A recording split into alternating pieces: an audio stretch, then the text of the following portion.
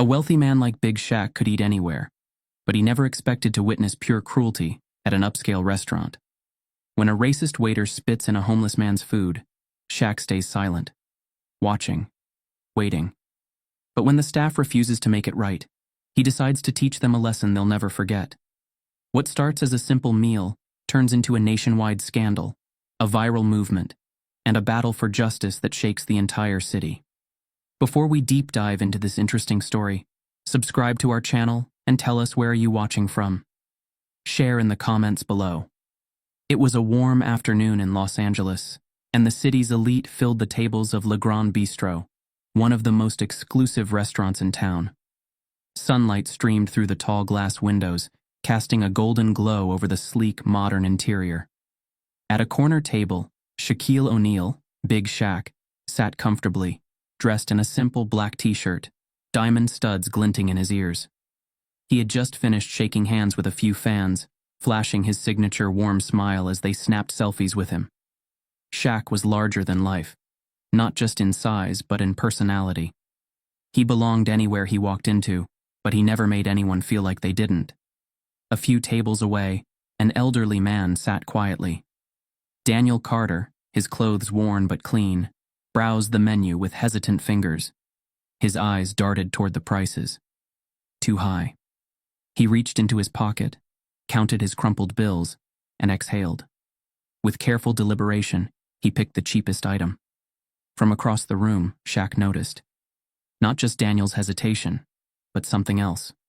The waiter, Trevor Miles, a tall, wiry man in his early 30s, approached Daniel's table with a smirk barely hidden behind his polished professionalism. His eyes swept over Daniel with thinly veiled disdain, like he didn't belong there. "Sir," Trevor said, his voice laced with sarcasm. "Are you sure you're in the right place?" Daniel, already shrinking in his chair, cleared his throat. "Yes, I'll have the soup and a small coffee, please." His voice was quiet, polite, almost apologetic. Trevor let out a breath through his nose, shaking his head slightly.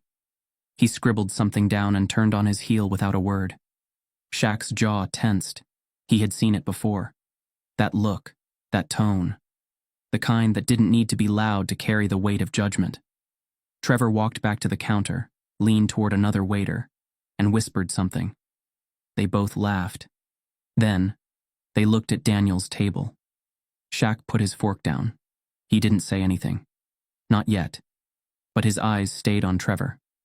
Waiting. Watching. Something wasn't right. And he was about to find out exactly what. Shaq leaned back in his chair, sipping his iced tea as the lively restaurant buzzed around him. The clinking of silverware, the murmur of conversation, the occasional burst of laughter. It was all background noise to him now. His attention remained locked on Trevor Miles, the waiter who had been sneering at the elderly man, Daniel Carter. Shaq didn't like what he saw.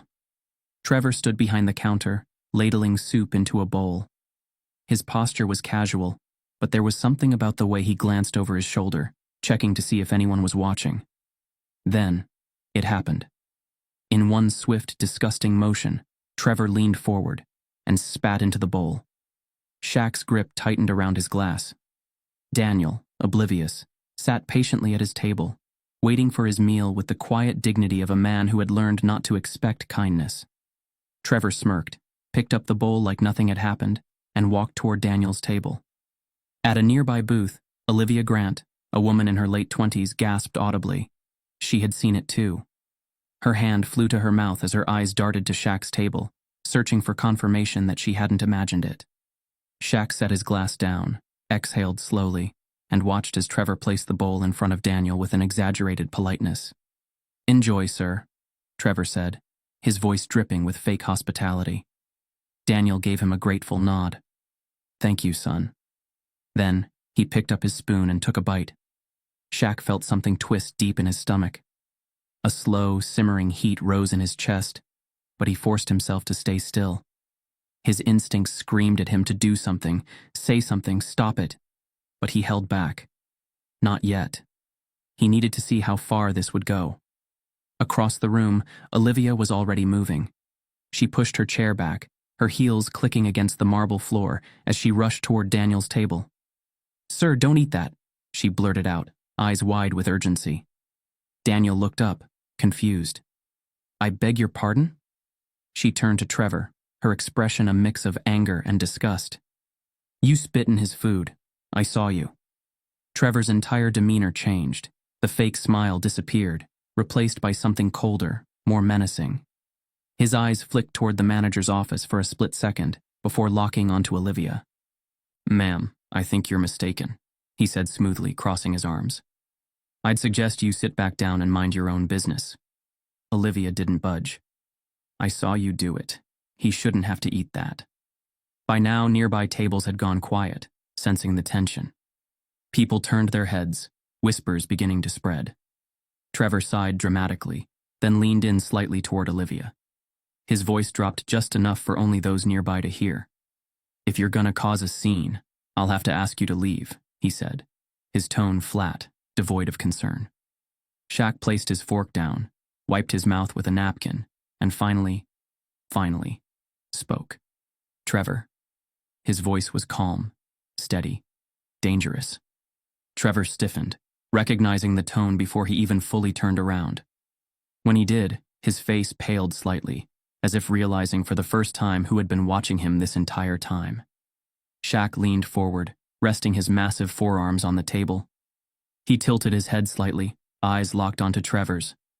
The restaurant was dead silent now. "Come here," Shaq said, his voice low but impossible to ignore. Trevor hesitated, swallowing hard. He glanced around, looking for an escape, an excuse, anything. But there was none. Because Big Shaq was watching him. And so was everyone else. Trevor stood frozen, his jaw tightening as Shaq's deep, measured voice echoed through the now silent restaurant. Every customer, every waiter, even the bartender pouring a drink at the far end of the room, they were all watching. The tension in the air was thick, suffocating. Shaq didn't raise his voice. He didn't need to. His presence alone was enough to make a grown man feel like a child being called out. "Did you tamper with that man's food?" Shaq asked, his tone dangerously calm. Trevor swallowed, his fingers twitching at his sides. His eyes darted toward the kitchen, then the entrance as if looking for a way out. But there wasn't one. Then, in an instant, the fear vanished from his face, replaced by something smug, defiant. "Why do you care?" Trevor sneered, crossing his arms. His voice dripped with arrogance. "He's just some dirty beggar." A collective gasp rippled through the restaurant. A few forks clattered onto plates. Someone near the bar muttered, "No way he just said that." At Daniel's table, the elderly man flinched, his fingers tightening around his spoon. He didn't look up, but Shaq saw the way his shoulders tensed, the way his breath hitched as if he had heard those words too many times before. Shaq's expression didn't change. He didn't move, didn't even blink, but something in his eyes shifted. A weight, a storm building just beneath the surface. "Say that again," Shaq said, his voice almost a whisper. Trevor hesitated, but then let out a sharp, ugly laugh. "This place isn't for his kind," he said, louder now, so the whole room could hear. Then he looked Shaq right in the eye. "Maybe you shouldn't be here either." The words hung in the air like a slow-moving car crash. Unavoidable. Loud. Heavy with meaning. Shaq exhaled through his nose. His fingers flexed on the table. The old Shaq, the one from his younger days, the one who didn't have the patience for this kind of ignorance, would have flipped the table over by now. But he wasn't that man anymore. Still, he felt the heat rising, the pressure. He reached for his napkin, dabbed at his mouth with deliberate slowness, then set it down. Controlled. Measured. A storm with its own rhythm. "Trevor," Shaq said, his voice steady. "You're about this close to making the worst mistake of your life." Trevor let out a fake yawn, rolling his eyes. He didn't get it. "Man, you celebrities are all the same," Trevor muttered. "Act like you care when the cameras are rolling.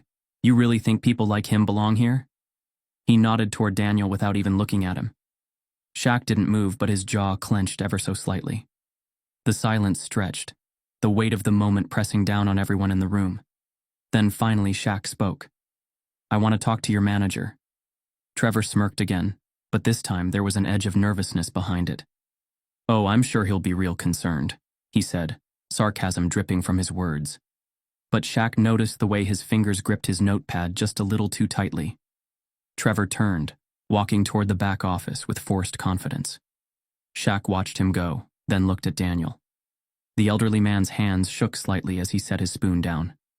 Not out of fear, but out of something else. Something like exhaustion. Like he'd seen this all before. Shaq's expression softened. He leaned in slightly. "You okay, sir?" Daniel exhaled through his nose, shaking his head slowly. "I don't know what's worse," he murmured, his voice barely above a whisper. "That he said it, or that I ain't even surprised." Shaq's chest tightened. The door to the manager's office opened. And that's when things really got interesting. The door to the back office swung open, and out stepped Bradley Porter, the restaurant manager.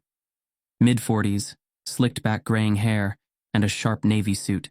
The kind of man who looked like he cared more about profit margins than people. His expression was carefully neutral, but his eyes flicked to Trevor, then to Shaq, sizing up the situation. Shaq remained seated, but his presence alone commanded attention. Bradley clasped his hands in front of him and forced a tight smile. "Mr. O'Neill," he said smoothly, "I hear there's been some sort of misunderstanding." Shaq arched a brow. "A misunderstanding?" His voice was steady, but there was an unmistakable edge to it. Bradley nodded, gesturing vaguely toward Trevor. "My employee mentioned there was some confusion regarding an order." Olivia, still standing nearby, scoffed. "Oh, there was no confusion," she said, crossing her arms. "We all saw it." Bradley's smile faltered, just for a second. Trevor shifted on his feet, glancing toward the door again, as if debating whether to make a run for it. Shaq leaned forward slightly, not aggressive, just enough to make it clear he wasn't going to be brushed off. "So let me get this straight," he said. "Your waiter spits in a man's food, humiliates him, and your response is to call it a misunderstanding?" Bradley let out a short breath, his gaze shifting. Then, in a carefully measured tone, he said, "Look, not all guests are equal." Silence. Shaq's fingers curled into his palm. Olivia's jaw dropped. A few gasps rippled through the restaurant. Even some of the other staff looked uncomfortable. Daniel, who had been silent this whole time, stiffened in his chair. His shoulders tensed, as if bracing himself for another insult. Shaq let the words hang in the air for a beat. Then another. "Come again?" Shaq said, his voice deceptively calm. Bradley cleared his throat. "I mean," he said carefully, "some guests are regulars. High profile. They keep the place running. And then, there are others." He gave Daniel a pointed glance, as if that explained everything. Shaq exhaled slowly, pressing his tongue against the inside of his cheek. He had seen a lot in his life. A lot. But the sheer audacity of this man. It took effort not to flip the entire table over. Olivia, meanwhile, was already recording. Her phone was angled just right, capturing every word, every sneer, every uncomfortable glance from the surrounding diners. "So let me get this straight," Olivia said, her voice laced with anger. "You're saying this man doesn't deserve basic respect because he's not rich enough?" Bradley finally dropped the fake smile. His face hardened, and for the first time, his real thoughts bled through. "I'm saying this place has standards," he said coldly, "and we maintain them." Daniel pushed back his chair, slowly, carefully, like a man who had been through this before. Too many times before. "It's all right," he murmured, shaking his head. "I don't want no trouble." Shaq immediately stood up. "Nah," he said firmly. "You're not going anywhere." Daniel hesitated. "Son, it's not worth it." Shaq's expression softened just slightly, but his voice remained unwavering. "Yes, it is." Bradley's jaw clenched. "Look, Mr. O'Neill, I don't want this to escalate." "Oh, it's already escalated," Shaq interrupted, his voice low, dangerous. "The only question is, how much worse do you want it to get?" Bradley finally seemed to realize he was in trouble. His eyes flicked to Olivia's phone, to the customers whispering, to Trevor, who was now inching away like he wanted to disappear. For the first time, the power dynamic had shifted. Shaq crossed his arms. "So, Bradley," he said, dragging out the manager's name. "What's your next move?" Bradley swallowed. He had no idea. But Shaq did, and it wasn't going to end well for the restaurant. The silence stretched between Shaq and Bradley Porter, the restaurant manager, thick with unspoken tension. Every eye in the restaurant remained fixed on them, customers frozen in their seats, waiters hovering nearby, unsure whether to intervene or retreat. Bradley, who had moments ago exuded smug confidence, now looked uneasy. His carefully curated demeanor of control had cracked, and he knew it.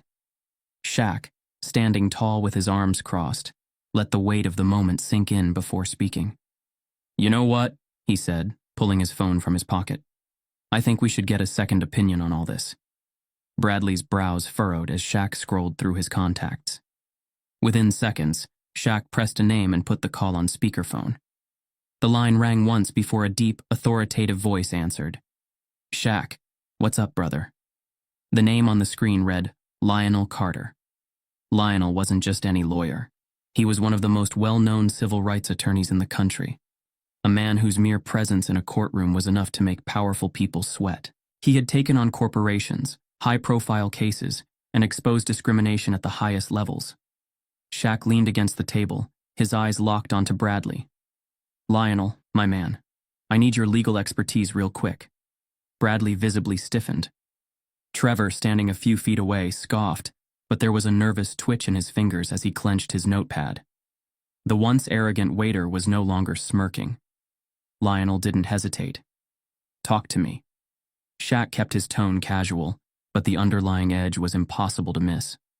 Hypothetically speaking, if a restaurant allowed its staff to openly discriminate against guests, tamper with their food, and publicly humiliate them, what kind of legal trouble could they be looking at? Bradley shifted uncomfortably. The color in his face drained just slightly. Lionel exhaled sharply. "Oh, that's a laundry list, my friend. Discrimination lawsuits, health code violations, defamation claims. And if it's caught on camera, that place is finished. No court case needed. The public will tear it down first." Shaq smiled. "Good to know." Trevor cleared his throat and tried to feign confidence. "This is ridiculous. You think one phone call is gonna—" Ding. The unmistakable notification sound of a viral video echoed through the restaurant. All heads turned toward Olivia, who had been quietly standing near the bar, phone in hand. She tapped her screen, eyes glinting. "Too late," she said with a satisfied smile. "The internet's already handling it." Bradley's eyes widened. He grabbed his phone and frantically opened Twitter. His fingers trembled slightly as he scrolled through the trending topics. His restaurant's name was already there, climbing the list. The video was spreading like wildfire. "How?" Bradley's voice came out weak. He hadn't even had a chance to do damage control. Olivia crossed her arms. "Turns out people really don't like racist restaurants." Shaq chuckled, shaking his head. "Shame. If only someone had warned you." The weight of the situation finally hit. Bradley looked around, seeing the expressions on his staff's faces. Some shocked, some disappointed, some relieved that justice was finally being served. Trevor, however, still wasn't backing down. His fists clenched as he glared at Olivia. "You can't just record people without consent," he snapped. Olivia raised an eyebrow. "Oh, but I can. We're in a public place, genius. Look it up." Trevor gritted his teeth, but had no comeback. Meanwhile, Shaq turned back to Daniel, whose eyes were wide as he processed what was happening. "Daniel," Shaq said, gesturing toward the menu, "you're not leaving this place hungry. Pick whatever you want. My treat." Daniel hesitated, his pride warring with his gratitude. "Shaq, son, that's not necessary." Shaq gave him a reassuring smile. "Necessary? Maybe not. But fair? Absolutely." The restaurant was silent, except for the growing pinging of phones as more people received the viral video. Customers whispered amongst themselves. A few even clapped. Daniel, after a long pause, nodded. "All right then." Shaq motioned to a different waiter, one who had been standing quietly, clearly uncomfortable with what had gone down. "You, Bring him the best steak you got and a dessert. On me?" The waiter, looking relieved to be involved in something decent, nodded immediately. "Yes, sir." Shaq turned back to Bradley, who was now rubbing his temple like he had a migraine. "Bradley," Shaq said, his tone almost amused, "you might want to start drafting that apology statement now." Bradley didn't answer. He didn't have to, because the damage was already done. Bradley Porter sat in his dimly lit office, hunched over his desk, phone clutched in a death grip. The blue light from his screen illuminated his face, revealing panic in his wide eyes. His inbox was flooding with messages, some from customers, some from business partners, and others that made his blood run cold. The video was everywhere. At first, he had convinced himself it would die down. Maybe a few dozen shares, a little internet outrage, and then people would move on. But he had been wrong, horribly wrong. Within hours, the clip had racked up millions of views. Twitter, Instagram, TikTok, Facebook. Every platform was saturated with footage of Trevor's vile act, Bradley's smug indifference, and Shaq standing tall, calling them out. News outlets had already picked it up. Celebrity Shaq stands up to discrimination in upscale restaurant. The headline flashed across multiple media sites, and the article beneath it did not hold back. The backlash was immediate and merciless. Disgusting, never eating here again. Boycott Le Grand Bistro. They think poor people don't deserve respect? Let's see how they survive without customers. Trevor and Bradley should be fired. No apology, no excuses, done.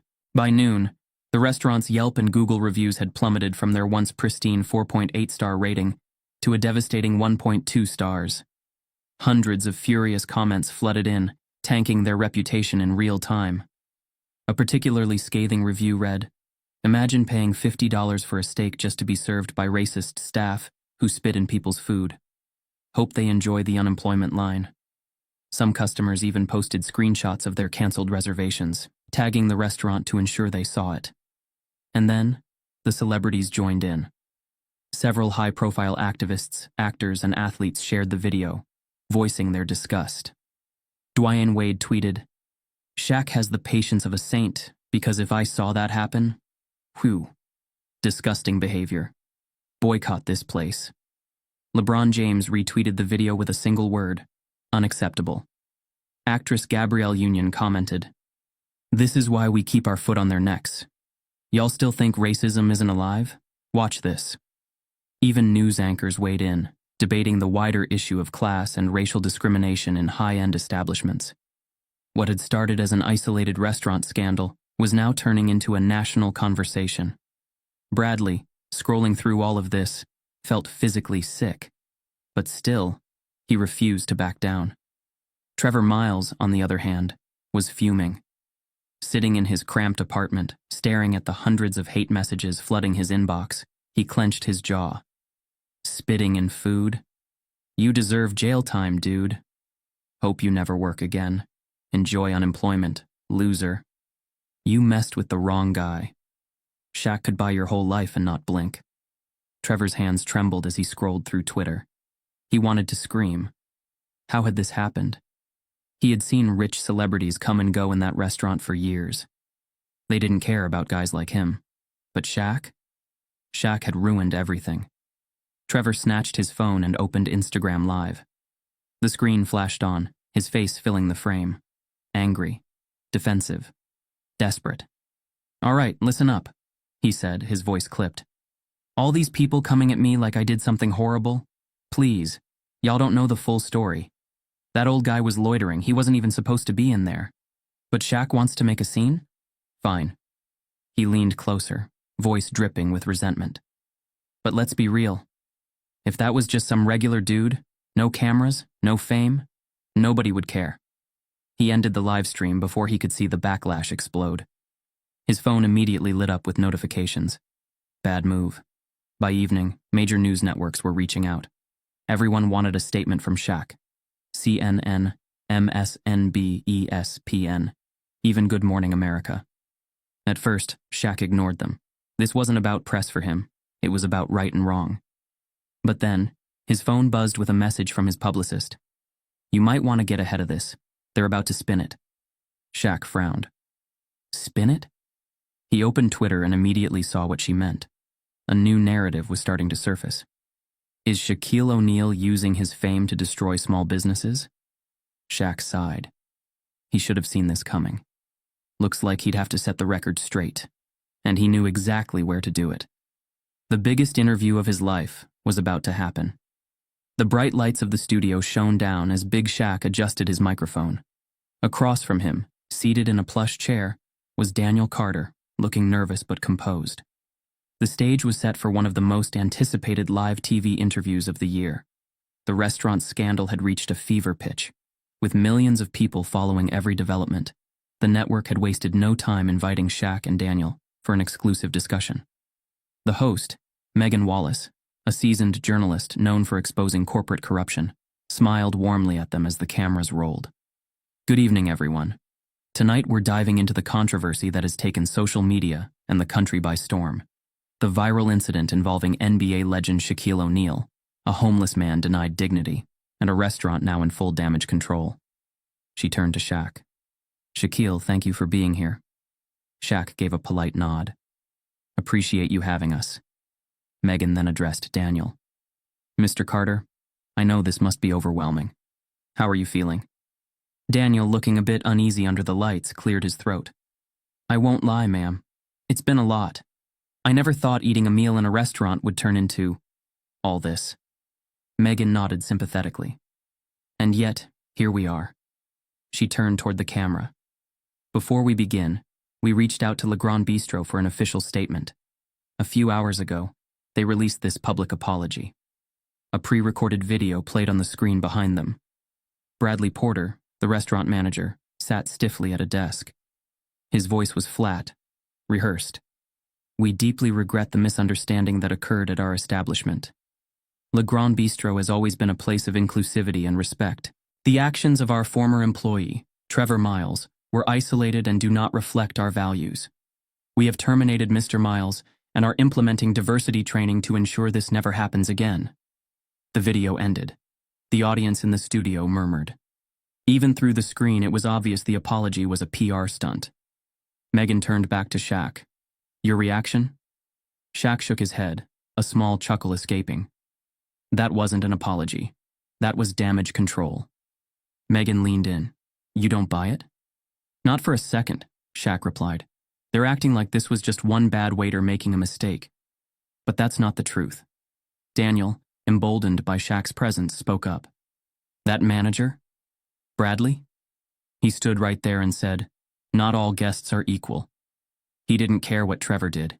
He defended him. Megan's eyes sharpened. You're saying this was more than just one employee? Shaq nodded. This is a culture problem. That place doesn't just treat certain people badly. They think it's normal.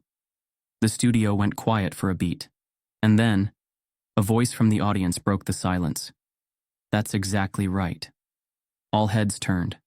A man in his early 40s stood up. He was wearing a suit, but his expression was tense.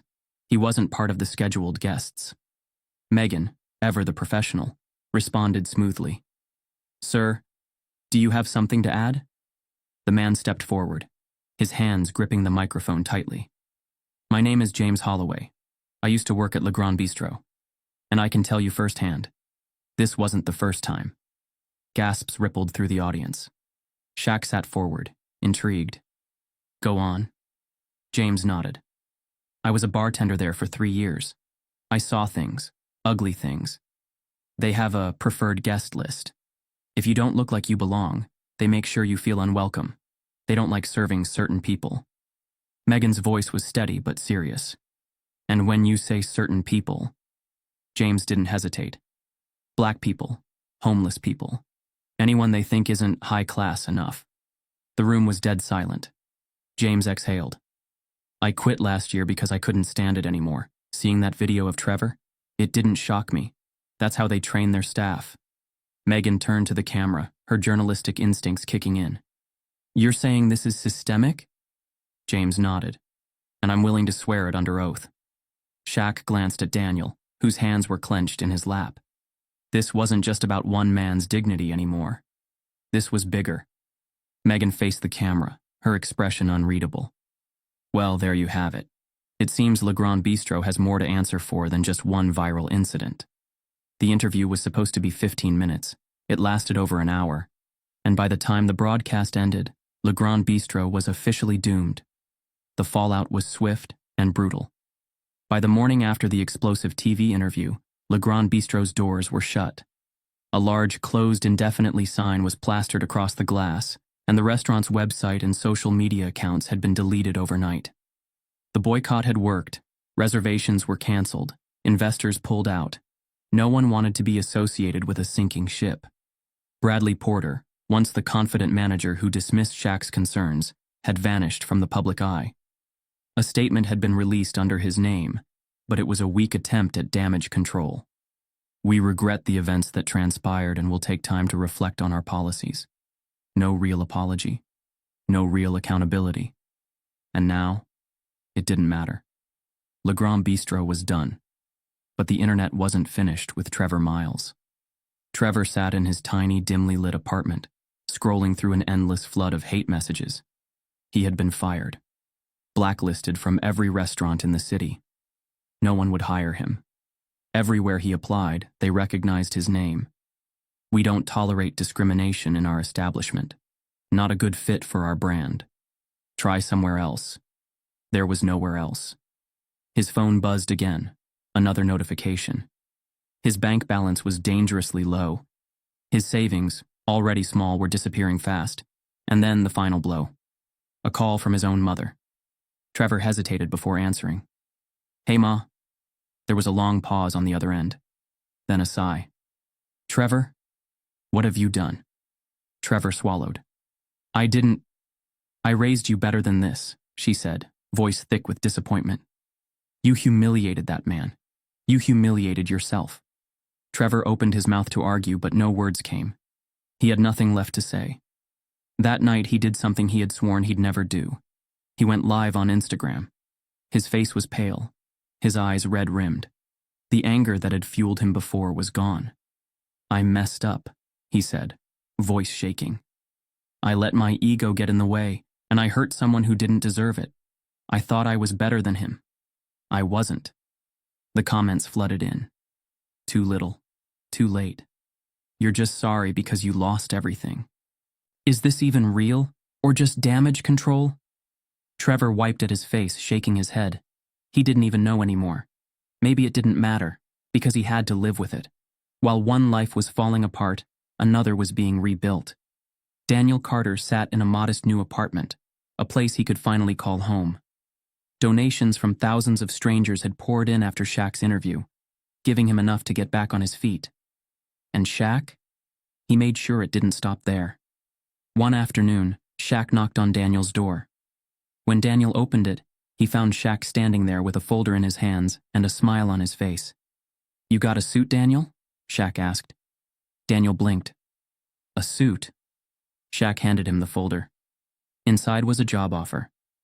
"I got some friends at the Southside Community Center," Shaq said.